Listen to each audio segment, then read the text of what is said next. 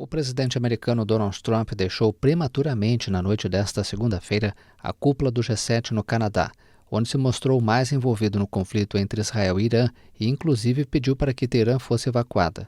Depois de um dia de reuniões com líderes do grupo dos 7, Trump recorreu à sua rede Truth Social para apoiar Israel e lançar um alerta para a evacuação de Teherã. Pouco depois, a Casa Branca informou que o dirigente deixaria a cúpula um dia antes do previsto. Trump tinha reuniões previstas com líderes de México e Ucrânia para esta terça-feira. Em diversas ocasiões, Trump não quis dizer se os Estados Unidos participarão da ofensiva militar de Israel, mas garante que não esteve envolvido nos bombardeios iniciais que o exército israelense lançou na última sexta-feira sobre instalações militares e nucleares iranianas. Antes do anúncio de sua partida prematura, Trump afirmou em termos vagos que um acordo será firmado sobre o conflito entre Irã e Israel.